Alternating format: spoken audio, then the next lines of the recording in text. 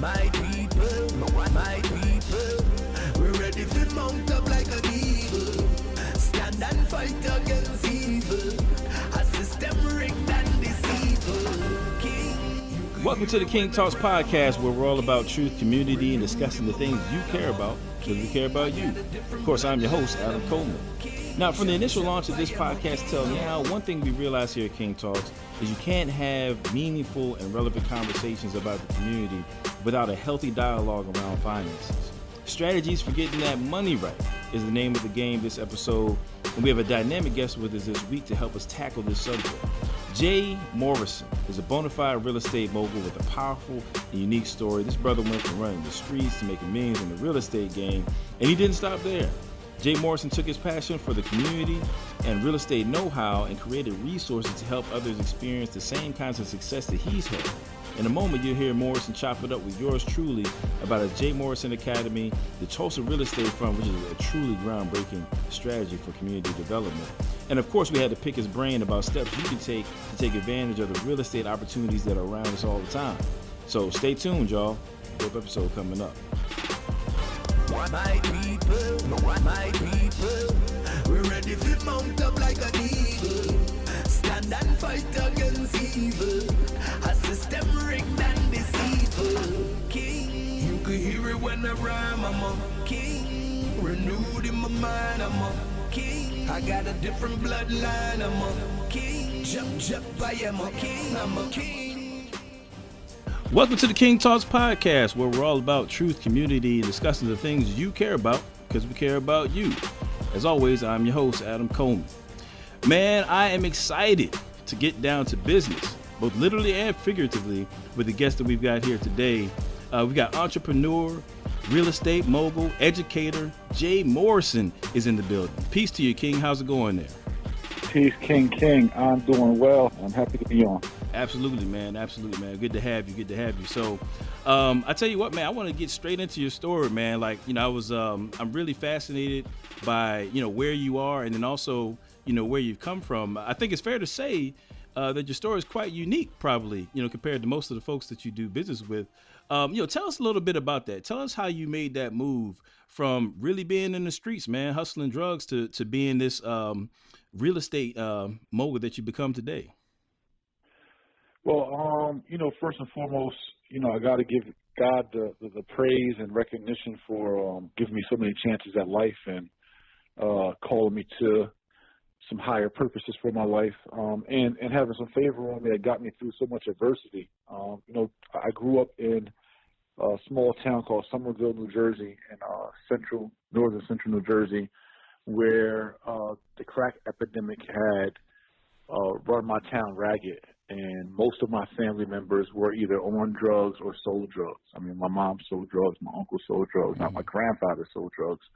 And so I inherited those, same kind of hustle mentality and skills. And, growing up in poverty, on welfare, on Section 8, free lunch in schools, all that, and with some other adversities and abuses in my home, I hit the streets at 15 years old and started selling drugs to try to provide for myself and just survive kind of on my own. I dropped out of high school at 16, left home, hit the streets full time, and, just grinded it out really and ended up going back to high school at 17 years old, where I did graduate, but all through my senior year of high school, I was trapping, I was hustling, I was selling drugs, and that's who I became at that time. Like it wasn't a part-time thing. It was a full-time commitment. It was a lifestyle.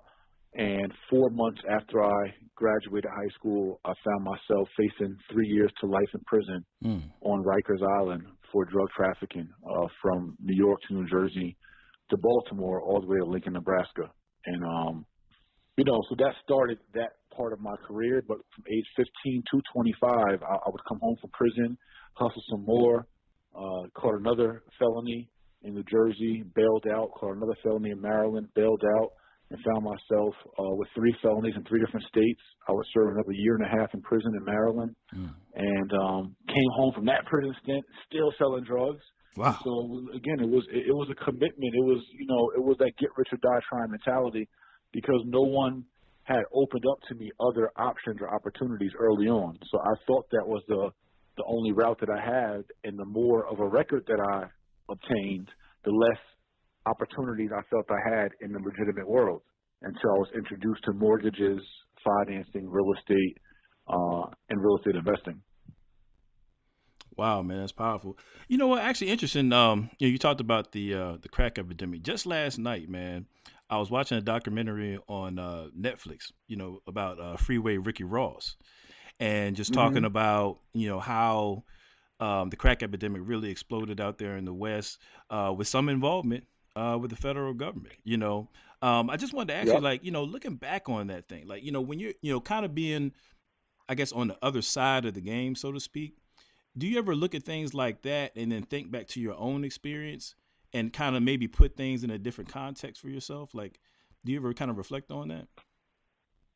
Yeah, I have. I've looked at it from a macro social perspective, right? Looking at the government involvement, the government engineering, social engineering that literally put young men and women like myself, people within our community, put us at some interesting odds or with interesting choices. And so people from poorer communities, especially inner cities, who were, redlined in the 60s and 70s, who were victims of the mortgage crisis, who couldn't get fair shots at mortgages and homes, end up living in a lot of apartment buildings, housing projects, and rental properties in poorer areas. And then, coincidentally, in the 70s and 80s, those communities were literally fed drugs, right? Like they weren't imported by the people within the community. They were imported from people outside the community and fed lines of drugs, which became hope for some of the more entrepreneur-minded people as an opportunity to make money. And then it also became an escape, a temporary escape for those who would abuse and use the drugs to escape their poverty, escape their circumstances, et cetera. But just from a bigger perspective, it's like when I was growing up, when I would see just not young guys in the corner, but even older people I looked up to, but they were selling drugs, and there was a culture that it was almost legitimate in our mind, right? Like we knew we had to avoid the cops, but other than that, it was socially acceptable that you were a weed dealer or a coke dealer or whatever the case was. And I think it just, when you're drowning in the middle of an ocean, and I got this from actually a former cellmate of mine in Maryland. I was a guy who was serving 2 life sentences, Michael Lipscomb Bay. He had 2 life sentences for 2 homicides he committed. He was serving, he was 50 years old and already served 30 years in prison. And I asked him, how did he survive, 30 years in prison, serving 2 life sentences? And he said, when you're drowning in the middle of the ocean, you'll reach for a toothpick to keep you afloat. And I liken that to the circumstance in our community. We have people that are drowning in our community, drowning in poverty, drowning in despair. They'll reach for anything to keep the lights on, to keep food on the table, to provide hope. And I think that, drug dealing, the trap as we call it, which we know it to be a trap because there's very, very few odds of people actually leaving it successfully. But the trap is set up for us to fail and to feed the prison pipeline and the mass incarceration pipeline. And so we know that now today in hindsight. Right. Now, yeah, it's hindsight is 20/20, but I'm kind of wondering, like, with you kind of being in that lifestyle. I mean, like you said, you were committed to it. You was really about that life. What was it that finally caused the light bulb to go off for you to say, you know what, I need to go ahead and go a different direction?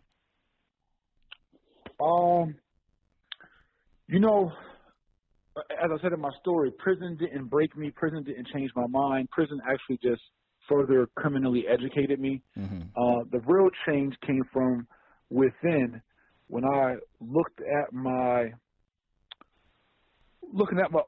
having a real honest self-reflection and saying, damn, I was turning 25 years old. I was still hustling dope in Newark, New Jersey on 10th and Springfield, supplying my corner with dope.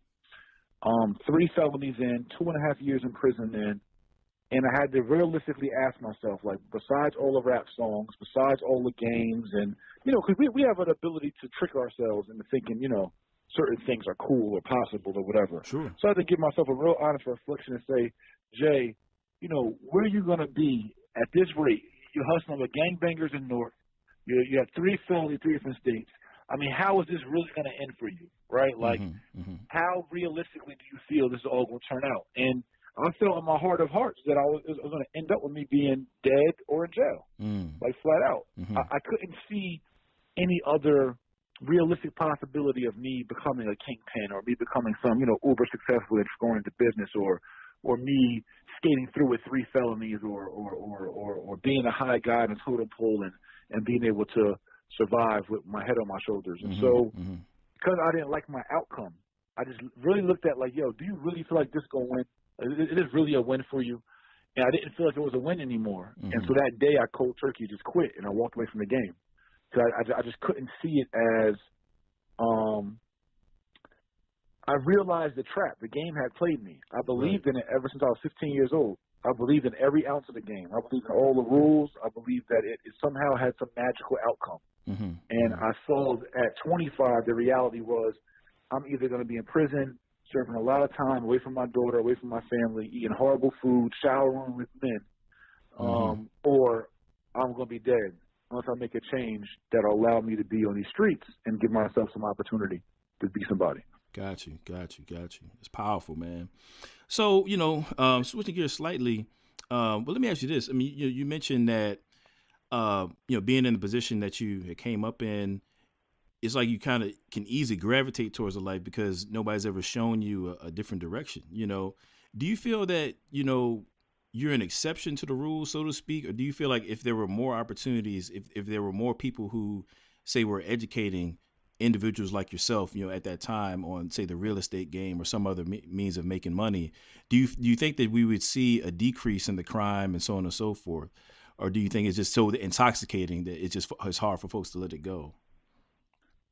Yeah, well, I think that just a flat out answer, yes. I think just there was just some levels of accessible mentorship, education, promotion that said, hey, here's another way out, here's another route. That certainly could reduce the odds of, you know, young offenders or any kind of offenders. But I think to double down on that, I really feel like if as much marketing and promotion went into cool careers or just what entrepreneurship looks like. At the end of the day, anyone that's selling drugs, willing to risk their freedom, willing to risk going to jail for not just a few months or a year, but several years or a dozen years, or willing to risk their life, if you have that kind of courage and that kind of risk tolerance and risk threshold that you could sell drugs, then you certainly have the stomach to be an entrepreneur. If taught properly, how do you run a business? How do you formalize this hustle into business? So, okay, cool. You have the courage, you have the gumption to go out and put money up and spend money for product. And you have the gumption to even travel and take risks with that product. And then you have the energy and the hustle to be able to announce that product to a customer base and be able to service your customers and all these different intangible skills. So I just think that if those same skills were packaged in a way and promoted in a way, the same way music and media and everyone else glorifies, you know, drug dealing and killing in the streets, if entrepreneurship was promoted and highlighted in the same way, legitimate entrepreneurship, I think we would probably cut those numbers in half of young offenders. If they just knew that, hey, you could be this too. You could see yourself being the owner of a school, being the owner of a fashion label, but knowing what that really means, right? And just even outside of fashion and music, I mean, we're talking about owning a janitorial service, owning any kind of business, but seeing that those possibilities are for us and are for inner city youth or are for minority youth. We just got to get the how-to after that inspiration. Got you. And I think that's actually a good segue into, talk a little bit about the Jay Morrison Academy, man. Tell us a little bit about that, because you're actually, on the front lines of equipping people in that manner in terms of financial literacy and that how-to. Talk to us a little bit about the Jay Morrison Academy. Absolutely. My pleasure. Yeah, like the Academy was set up to be a school, to be a vehicle, to give us curriculums and mentorship, and offer mentorship programs that can equip the everyday person, youth, whomever, equipped us with the financial knowledge, real estate knowledge, entrepreneurship knowledge that we need and that we often don't get. Most don't get at home or in high school or even in college. And so we started the school. It'll be 4 years old on January 8th. Wow. 4 years now. Hey, congratulations. All right. Yep. Thank you. Yep. We started the school, and it was a way, as my story went viral through the Breakfast Club and NBC and BET and other interviews and other, World Star Hip Hop and other blogs. Mm-hmm. As my story and message went viral, I was getting thousands of emails, literally, of people requesting to be my protege or be mentored by me. And I couldn't figure out how to reach all of those people. Mm-hmm. And my heart really went out to them because, I had guys that's like, hey, man, I heard your story and I stopped gangbanging because of you. I cut my dreads off because of you. I cleaned my image up because of you. And so hearing those stories, I'm like, man, I really want to, reach people because, there were mentors and people that planted seeds in my life that allowed me to make some more, educated decisions in regards to my journey. Sure. And so I want to be that conduit for other people. Like, how can I really, affect other people? And that's where we figured out to package not just the motivation, the inspiration, and the hope, but package the specialized knowledge I obtained at that time with 10 years in the industry. And we packaged up how do you start a business, how do you flip a house, how do you be a landlord, how do you, brand your LLC. We put it all into some curriculums and been working on it for the last 3 years and building out. And we brought us some new instructors and, have really leveled up and accelerated the school. And now we've had, nearly 8,000 students in the last 4 years, a lot of success stories, tons of success stories. And it was just a way for me to be able to give back in a sophisticated and civilized, I call it, or sophisticated and measured way. Mm-hmm. So now it's not all on me, but I'm training other, I'm being a kingmaker, right? Kings make kings. And That's so right. I'm making kings and queens around the country and around the world, teaching them it's the same skill set that I learned that got me out of my corner of complacency, into the corner office. Excellent, man. That's excellent, man. So it's interesting, man. So, as I'm doing these interviews, right, I always try to prepare, make sure I'm on top of my game. So, I look at people's internet content, in your case, like you got a slew of videos out there. So I'm like watching your videos, getting ready for this interview, right? And it was hard for me to watch. And I'm going to tell you why. Because the whole time I'm watching your videos, I'm kicking myself for all the opportunities that I've had over the years to make some real money and just squandered it, man. I'm like, dang, on it. If I had the Jay Morrison 10 years ago, what I'm saying, I'd be looking like, right, on some Donald Trump stuff right now. You know what I'm saying? Right. Money wise, let me clarify. Right. But talk some real numbers, man, in terms of some opportunities that people have out there, because I feel like with real estate, it can almost seem as though real estate is like its own world out there. It's kind of hard for people to get a hold of sometimes. What are some examples of ways in which people can make money on the real estate market? Oh, yeah, great question. And one thing I always tell people to help ease their fears or level their concerns about being in real estate is like there's nothing to worry about, feel too overburdened about. You were born into real estate. We all in real estate right now. Like the hospital you came in was real estate, and the home you went to was real estate, and the school you went to was real estate, and the church you got christened in was real estate. And we have to understand that real estate is not this big scary monster. Yes, many of us were not taught about it on how to tame the monster, but it's something part of our daily lives. If you're eating tomatoes or fruits or vegetables, all that came off of somebody that owned that farmland, which is agriculture, which is real estate. Or if, you go to the movies or you still stay at a hotel. Even when you're flying over the buildings of a city, you're flying over the air rights of the real estate. When you own real estate, you own the air rights and the mineral rights. You own the land and the air above the land. True. Okay. And so we understand that it's all at our disposal, and the earth is one big ball of real estate. I mean, everything that we see, all the wars that are fought, these wars are fought over land and territory and the resources those land and territories offer. So when you get a grasp of like, okay, this is the business of the world, right? Like knowing about real estate is it's the oldest industry in the world. Yeah. So when it comes to making money off of it or profiting from it, it's simply there's a few different ways. I would say 3 or 4 of the main strategies are simply, one strategy our students have a lot of fun with, make a lot of money with, and it has minimal risk. It's called wholesaling real estate. Mm-hmm. That's basically being a middleman, not a real estate agent, not a broker, but being an investor who can seek out properties, market for properties, network, keep good relations, all that good stuff. But when you find a deal that makes sense, if it's not a deal that you want to buy yourself or have the ability to buy yourself, you still can contract the deal so you can control the rights to the deal. Mm-hmm. And once you control the rights to the deal through contract, you then can assign, AKA sell that contract to another investor for a fee. Mm-hmm. So you might come to me and say, hey, Jay, listen, man, I got this amazing deal on this commercial property in South Carolina, or my father passed me down this property in Chicago, or whatever it is, amazing deal. But you have the wherewithal to know what an amazing deal looks like. Mm-hmm. You know what the all-in costs are. You know what the renovation costs are or improvement costs are.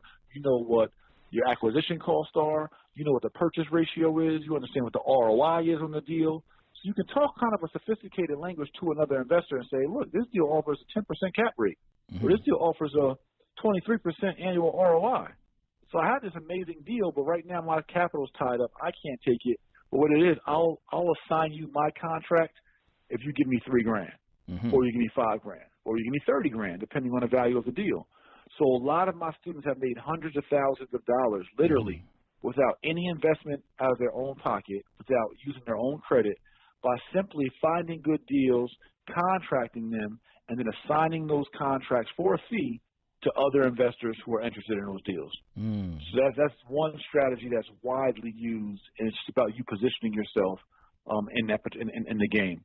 Obviously, we all see HGTV, and we know house flipping, buy low, sure. sell high. Sure. Again, the strategy to that is having a legitimate business. Like, I don't believe in being a house flipper or a wholesaler. I believe in being businessmen, businesswomen, but our business is real estate. Sure. Or it could be one of our many businesses. And so we approach real estate with a business acumen, business approach, and it boils down to your company. You as an entrepreneur, as a business owner, you being credible yourself. Because once you are seen as credible as a real estate entrepreneur, people in your family, your friends, what I call your sphere of influence, people will bring you deals. Like, I'm sure if you think about your network right now, people know you're a serious dude. Like, you're not like just a daydreamer, right? Right, to make yeah. things happen. Sure. So if you had a real estate knowledge base, and you let all your family and friends know, hey, I'm launching a real estate investment company, guys. I'm going to need your support. What we're looking for is any kind of distressed properties, any foreclosures, short sales, anybody that inherited properties, any kind of vacant homes, anything that you think might be of interest, let me know, and I'll evaluate it. Mm-hmm. And I'll give you a referral if I close on it. And just by positioning yourself, you'll be surprised as to how many people would be willing to support you in that kind of endeavor. So you got your buying and flipping, you got your buying and holding, which is being a landlord, right, which is getting rental income, which is probably one of the greatest parts of the business is receiving residual income, having money be made for you while you sleep. I know that's right. The fact that you offer a roof for others while they sleep. And then there's more sophisticated ways of, like right now we have a $50 million real estate crowd fund. There's deal syndications. There's raising money for deals. There's lending on deals. There's all kind of ways to make money in the industry, but those are just some of the core ways that anyone could be involved. And at the end of the day, again, during our corner class last year, we visited over 26 cities and held 32 street side corner classes teaching the same stuff. I would ask our audiences, by show of hands, who here lives somewhere. Mm-hmm. And unanimously, every time we would get 100% of people who raised their hand that they live somewhere. Mm-hmm. So when it comes down to being a landlord or owning real estate, if you know what to look for, how to build the right team and manage your property, you can always make money, ensure tax advantages, gain appreciation, create equity, have the power and control and all the other benefits off real estate by simply providing a place for other people to live, because we all have to live somewhere regardless. It's just a matter of you're going to be the customer in that transaction or you're going to be the owner. Right, right. Makes sense. It makes sense. As a side note here, man, like, you know, I think you mentioned it earlier that this is information that we just weren't taught, you know, coming up, you know, in the Black community. It just seems as though this type of instruction, I mean, obviously you don't get it in the schools, clearly, you know what I'm saying? Right. And it's just not circulating in our community. Like, what was it like for you when you realized, like, kind of when it's like the aha moment, like, oh snap, there's this whole world of merchandise out here that is just right under my feet and I didn't realize it. Was it kind of like a awakening, so to speak? And it was an awakening, and I went out and I was like screaming to the world, top of my lungs, like, yo, I found it, yo, over here, like everybody over here. Right. You know what I mean? So right, it's like, right. you know, and this was just, even before I made any real money, I just saw in theory, like, yo, this works. And it really, you know, I saw, you know, my first 2-family house that I bought. So one of my first properties I purchased was a 2-family house with 4 acres of land. Mm-hmm. When I closed on a property, the owner made $113,000, right? Right. When I sold on a property. And then another deal I saw, I see somebody make like $100,000. I'm like, man, now mind you, he owned the property for like 10 or 15 years. So I said, man, if I can just get a 2-family house, sit on it for 10 years, and get 10 of them, shoot, by the time I'm 30, 40 years old, I'll be a millionaire just by sitting on the properties because they go up in value. And so it was just so awakening, man. I was just like, and that's why I'm still like that to this day, whether it be real estate, entrepreneurship, just all types of other strategies that I learned, LLC formation, tax mitigation. Like, I just learned so much. And I just think about how I grew up, and my family had none of this to offer me. They had none of this information to offer me. And I think it's all of our responsibility in this information age, and who's of sound mind, that if we don't learn this information now, we force our children to learn it. So now they're under the gun because we wouldn't learn it, because we can't tell them what an ROI is or how to buy a house. Right. And so I just really think it's all of our responsibility to get, whether it be through the Jay Morrison Academy or whatever academy or however you feel comfortable, I do think it is our responsibility to learn financial education at some degree, so that we are at least in position to pass the knowledge on to our children, so they aren't behind the 8 ball as we were. Right, right. Well, I tell you, let me go here right quick, man, because, you know, as I was listening to you just now, and also kind of maybe think about some of the videos I've watched for you in the past, man, somebody put me on to you about maybe a year ago, bro, and I've been eating it up, man. I've been eating it up.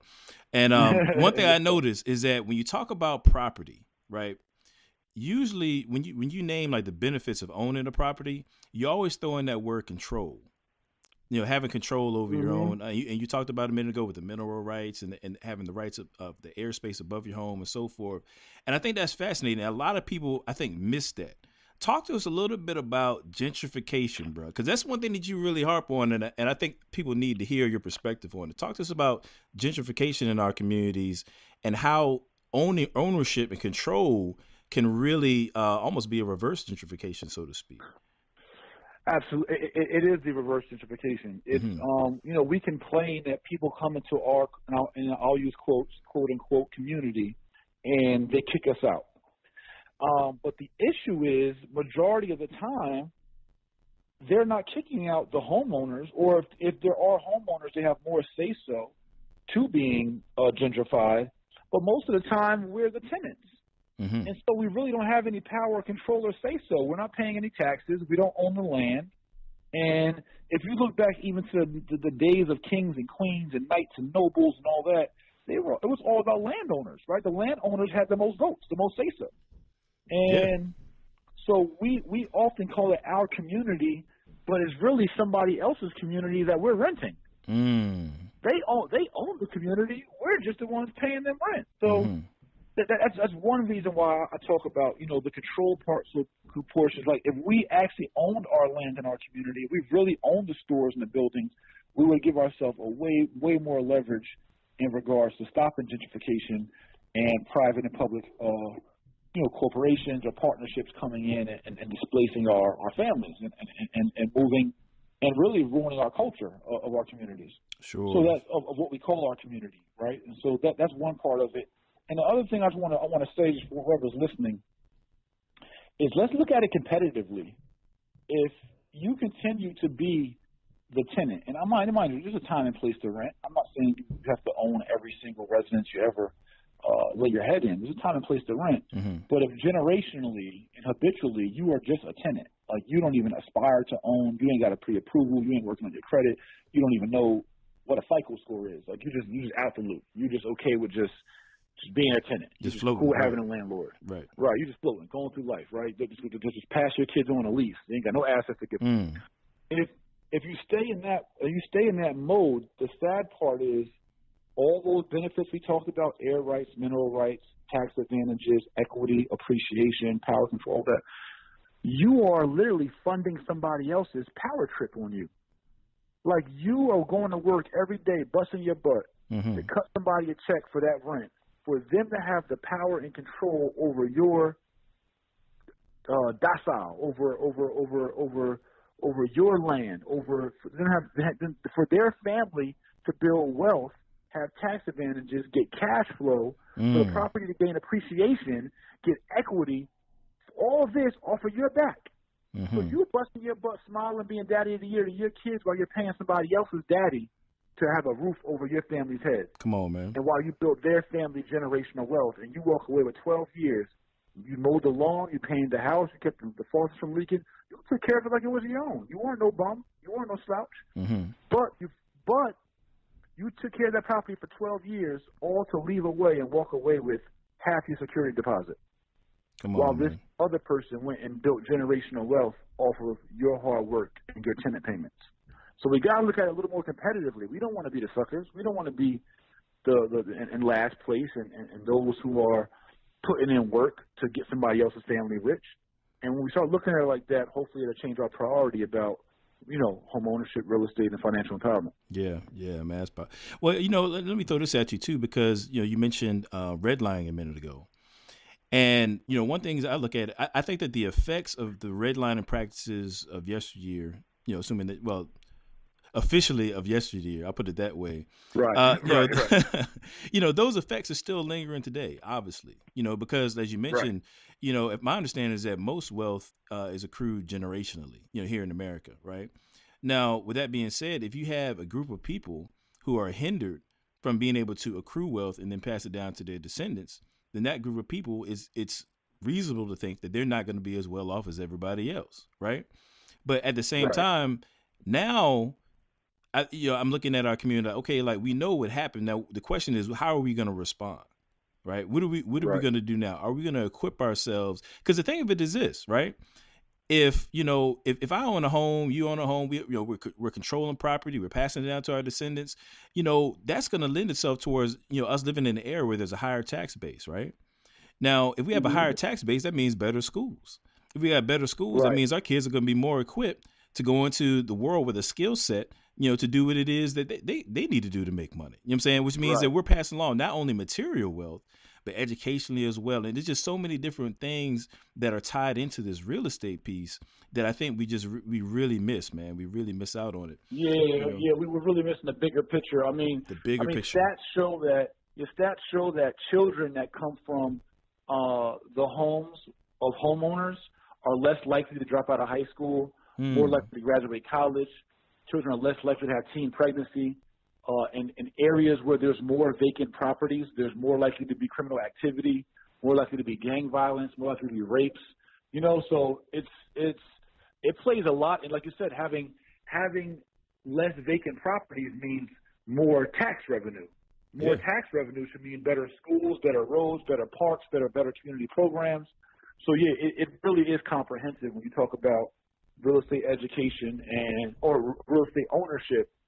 And that's why I'm so excited about it. It's not because I'm Mr. Real Estate. Actually, I'll tell you first on this podcast, I'm going to be retiring that moniker soon. It's not really. It's not why I'm so. Yeah, it's been 14 years now, and we're going to whole new heights. Okay. But I'll make that official announcement soon. But I just wanted to give you a little peek. So we can say we heard it here first. The listeners heard it first. You heard it here first. All right. My brother for the King movement. My brother Chris Bouchard.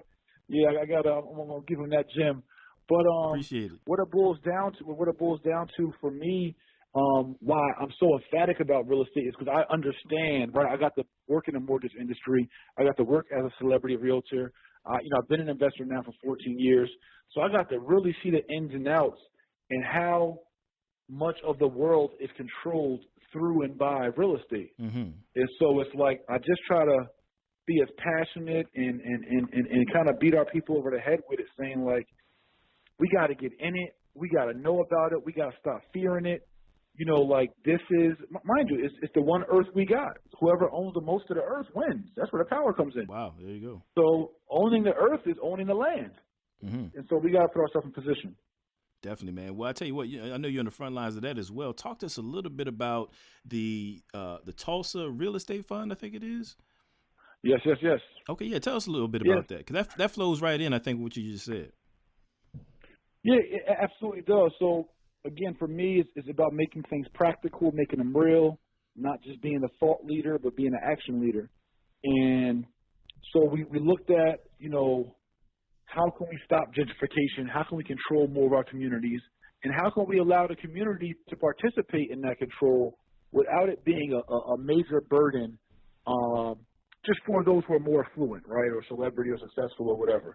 So what we did is last year we just launched, and it'll go live this year, the Tulsa Real Estate Fund, and that's it's named after the Black Wall Street community of Tulsa, Oklahoma, one of the most prestigious African communities in America ever.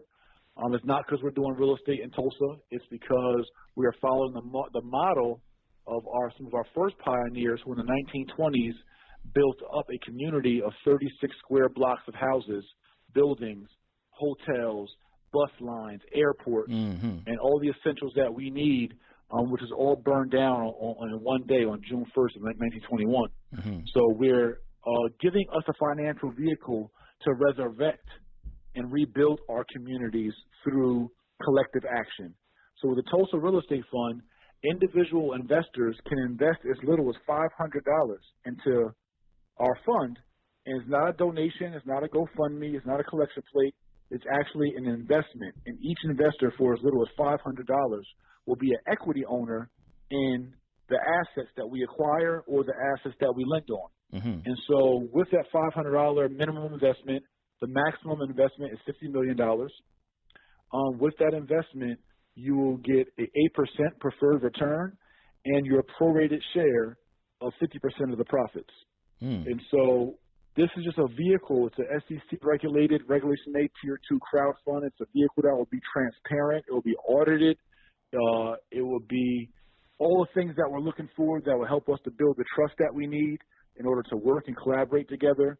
Each person has their own individual account. You'll know where your investment goes and what your returns are, when your dividends get paid out, all that good stuff. But yeah, so it's an investment vehicle where the affluent down to the not so affluent, down to public and private corporations can all invest money together in one pot for everybody benefit equally. Excellent, man. Excellent. Something just occurred to me, man. I'm going to ask, somewhat of a selfish question right quick. You know what I'm saying? So for somebody like myself, man, let's say that you have a person who, doesn't have a lot of cash on hand. They're just kind of like right at the grassroots level. They're interested in getting in this real estate thing. And, they're just trying to find a way to get their feet wet. You know what I'm saying? What can somebody do, maybe one or two things that somebody can do starting today to get moving in that direction of seeing some money coming in through real estate? Okay, gotcha. Yeah, I got two for you. And I tell my students all the time, you don't have a money problem. You have a strategy problem. I've closed countless deals with no money out of my pocket. Just because I understood the strategy, one, how to do it, but I also was positioned to do it. So, for instance, one of the biggest things I think anyone can do who wants to get into real estate but is strapped for money, it's going to sound crazy to you. But to be honest with you, the biggest thing you can do is invest into your education of real estate investing. So many of us want to be a real estate investor, just want to hop into it and think we need the money to hop into it, but you don't even know how to do it yet. Right. You want to be a mechanic, but you don't know, you never got trained on how to fix brakes. You want to be a chef, but you never went to culinary school. Well, you're just going to get up on there with some pots and pans and make a gourmet dish. It doesn't work like that. And the reason why I say that is because if for instance, our residential real estate course in the Jay Morrison Academy, which is, I think, it's a 6-month course, comes with weekly mentorship calls. You can ask questions and be mentored.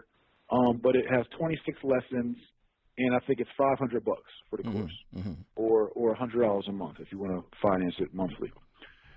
For that small course investment, you're talking about, $100 a month is like $3 a day, which we all can afford of those who are healthy and of sound mind. You can figure out a way to scramble up another $100 a day, whether you Uber or get a part-time job, babysit, whatever, right? So with that investment, you then position yourself and have educated yourself on the strategies you need to be able to get a private partner. So my point is this. I could go to a numerous amount of people and say, hey, I need 15 grand to do this deal. I need 50 grand to do this deal. Hey, I got an opportunity for you. I got this deal that gives a 23% ROI. You got that 70 grand sitting in your 401k getting you 5%. Well, if I'm half wrong, I can still get you 12%, right? But people would invest with me or partner with me or loan me the money, even though whether I have money or not, they would give me that opportunity because they see me as knowledgeable and credible. If you've never had any training and you've never been in a business before, why would anyone invest in you, invest with you, or loan you any money? Sure. You have you never did it before, nor have any training in it. So once you know how to start your company, analyze deals, flips, wholesales, or rentals, you know how to look at them and know if it's a good deal or bad deal, and then you know how to negotiate your deal, know how to build your team, and know who you need on your team. You know you need your attorney, your title agent, your appraiser, your inspector, your contractors, your realtors, your mortgage professional, right, et cetera. Once you have that little general knowledge base, it's a little bit of work, a few hours worth of education, you now can have some real credible conversations with people around you who may have the 10% or 3.5% down payment to fund your first deal, right? So that's one way. Sure. Becoming knowledgeable and credible so you can position yourself to have private partners on your deals. But you have to have something of value to offer the private partner. So if I'm rich and I don't got the time to do real estate, but I got the money, or I don't have the experience to do real estate, but I got the money, the thing you can offer me of value is your time or your knowledge, because I already got the money. Right. You got to be bringing something to the table, like not just because you want to do it, right? That's one. Secondly, is that you all can fund yourselves by working on your credit. If you get your credit to a 640 to 680 credit score, we're now doing unsecured business funding on new businesses up to $50,000 or more on your first round of funding, 5 rounds of funding in 1 year. So I'm talking about no employment needed, no tax returns needed, no bank statements needed, no income statements needed, no financial statements needed. You just need a credit score between 640 and 680, and a business compliant profile will help you build out. We can get you unsecured funding that can fund your first deal that way. So now you ain't got to ask nobody for nothing. You just leverage your own credit and go fund your own deal. Those are 2 quick ways you can get started with limited money. And that program itself is under $1,000 just to get funded. Shoot, I'm about to check my credit right now, brother. Let me see see what I got going on. We just got one of our students recently, $71,000 in 10 days. Wow. No documents needed. And so, we're doing this unsecured funding. It's called credit to cash, easy funding. It's something I encourage everyone to take a look at. It's a way to get creative financing if you don't got the credentials or the financial statements to walk into a bank and get, a $50,000 loan for your business. So, just another option for another strategy you can use to get involved in real estate or business. To me, it's all about owning something. You got to own either some land or a business, a franchise, a company, some kind of asset that could benefit your family and your legacy. Absolutely, man. I mean, the reality is, we live in a capitalistic society. And in capitalistic society, either you're on the consumer side or you're on the producer side. I mean, that's the only 2 ways it's going to work. There's the only 2 ways it's going to work out. You know what I mean? So it makes, I think that our problem is we need to get more on that producer side of the equation.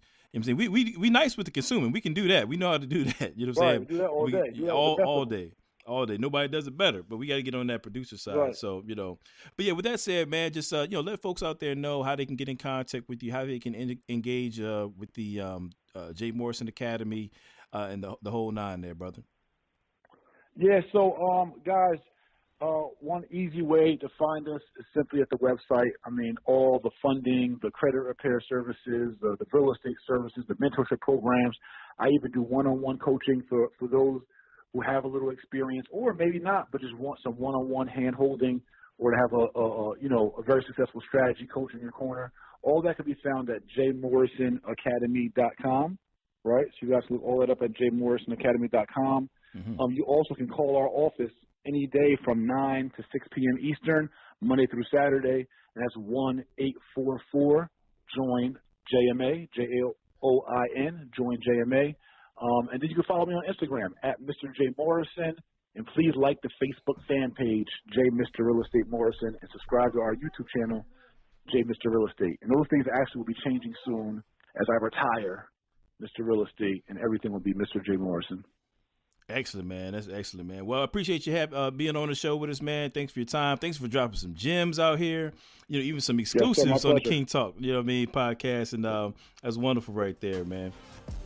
And on that note, definitely want to say shout out to all the King Talks family out there. We love you guys. Just want to remind folks that we are on iTunes, so slide over there to give us 5 stars, give us some comments and whatnot, and let people know what we're doing out here. Definitely want to remind folks that we're available on SoundCloud as well.